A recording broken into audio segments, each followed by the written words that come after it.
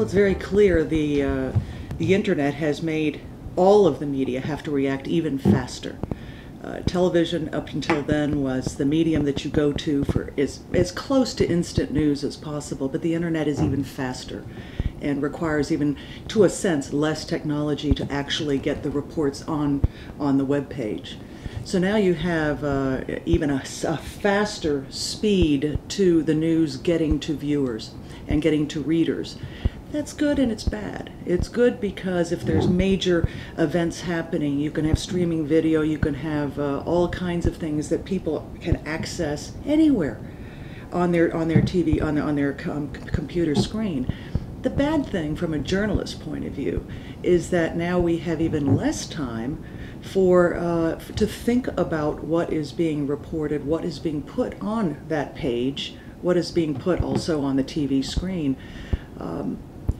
The other part of this that concerns me is that anybody can put something on the internet.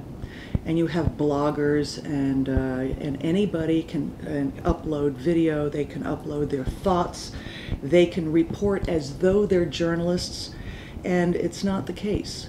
Journalists are trained. We have special ethics, we have special principles, we have training, we try to balance stories, we try to tell the truth, we try to give the different sides of every story, where anybody on earth can now get on the internet, on a blog, or on many other, millions of websites, so-called become reporters and give information. But is it accurate? Is it fair? Does it reach the levels of quality and professionalism that we aspire to? Not always, and also not very often. So I love the idea of more information. That's always good. But it's not information that is necessarily quality or true, and that worries me. My first day here for the master this time, the main news when I turned on my computer screen was about an actress in the States having a baby, and she's not even a very good actress. That was the main news. What was happening around the world? What was happening in Iraq? What was happening in Afghanistan? Who knows? This is celebrity news that was taking up the front page of an internet news site. That worries me. It's not so much that we're wasting our time on garbage like that. It's that time could be better used and should be better used to tell people what they need to know, not necessarily what they want to know. Not that I think everyone wants to know about Tori Spelling, the actress, but it's our responsibility to tell people what they need to know. And that's not happening. We have, the economy worldwide is in trouble. There's oil prices that are impacting everything. There are issues that truly, we have weather issues happening around the world, climate changes, things that are far more important for us to be concentrating on. Prior to 9/11, nobody in the United States, for example, knew who bin Laden was, or Al-Qaeda. And all of a sudden, 9/11 happens, and the United States, for at least, were taken by surprise.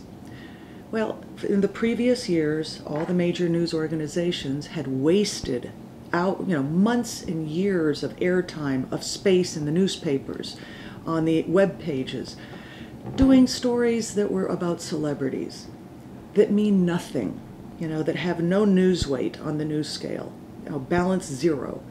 When what they should have been doing is informing the world, not just the United States, about Al-Qaeda, about the United States' reputation around the world, about who bin Laden is. Terrorism against the United States targets around the world had been increasing. It was only logical, and that something like this would happen within the United States. But then the media let down the American people, and I think the world people. And it's this, you see this culture of infotainment spreading everywhere. We're seeing it to a smaller degree in Brazil, but I see it more this time than 3 years ago. It has me very concerned.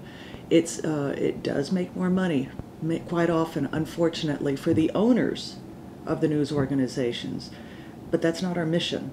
Our mission is not to entertain people as journalists. Our mission is to inform them and to teach them and to give them information the public needs to make wise decisions.